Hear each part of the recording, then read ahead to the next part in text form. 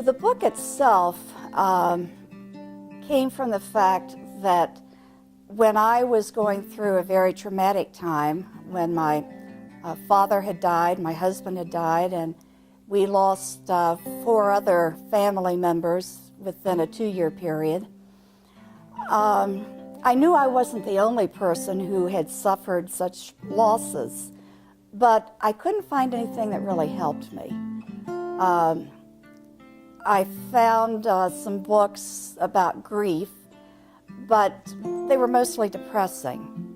And I was even more depressed after I finished reading the books.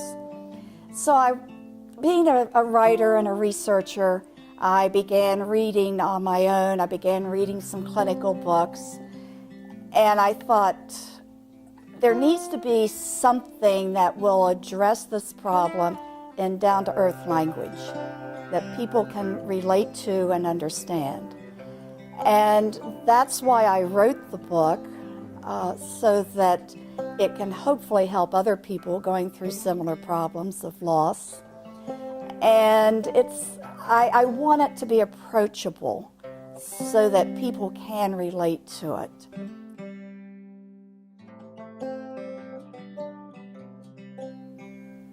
My late husband, David, we shared everything. We shared a love of life. We shared the joy of camping, the joy of the mountains. We had goals that we wanted to accomplish in life. We helped each other accomplish those goals. It was just a very special relationship.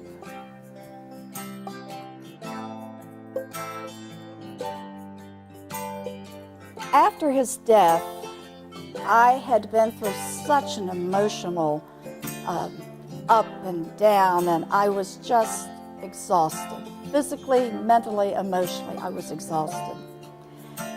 And I got up one Saturday morning in July, and I said, it was a beautiful day, the sun was shining, and I had made some peach cobbler the night before. And I went downstairs to breakfast. I got out the cereal, I had my bowl, and I was going to eat my normal cereal for breakfast. I had fixed a cup of tea. And I thought, no, damn it, I'm going to make myself happy. And today I want peach cobbler for breakfast. A peach cobbler sitting on the counter looked so good and enticing. And I had evaluated my life and decided it was time to do things for me and to make me happy. And at that moment, what would make me happy was to eat peach cobbler. And I ate peach cobbler for breakfast.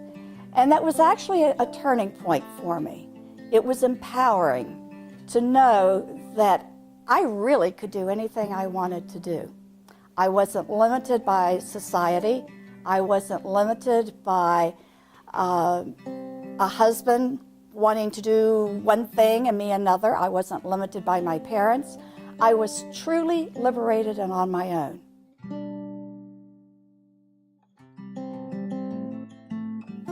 I think one of the best ways of dealing with grief is to live in the moment. The past is yesterday. You will always carry that person in your heart. And no one can take that away from you. But you can't live in the past. And the best thing to do is to live in the moment. Find the joy in each day. The first year is especially difficult, especially when it comes to the holidays, birthdays, anniversaries. But I found that at the holidays, rather than remembering what things used to be, it was more helpful to create new traditions. When things became painful, I would go out and look at the lights or go to a Christmas concert and enjoy the music. I had to separate myself from the pain of what some of it meant and just concentrate on the present and think about the beauty of the lights, the beauty of the music, the beauty of nature, and concentrate only on the present and what I wanted for the future. We can't do anything about the past. That person is gone, and you have to accept that fact. I don't think some people do. You have to accept the fact that that is gone, that part of your life is gone. I had to close the door on it, turn my back on it, and go forward in a new direction.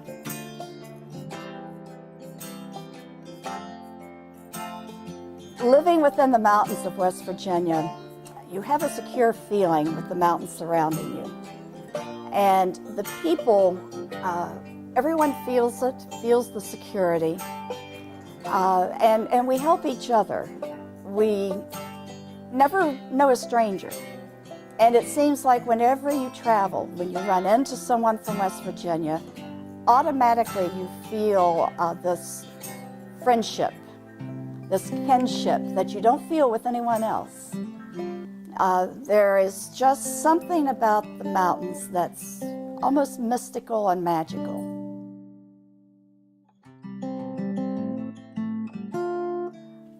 It's interesting. As a child, most children, most little girls look forward to a doll at Christmas. I looked forward to books. I had storybooks, and I would read through those. I was always engrossed in a book. And one year for Christmas, I got a toy typewriter.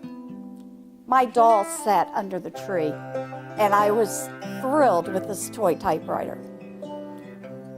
From that point on, I was just involved in the process of writing. I always had a creative mind.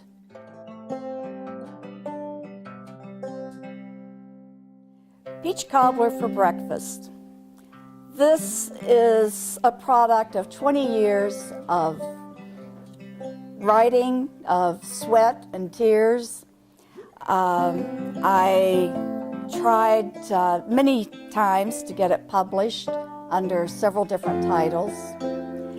And finally, iCrew Digital came onto the scene and looked at it and said yes, that they would publish it.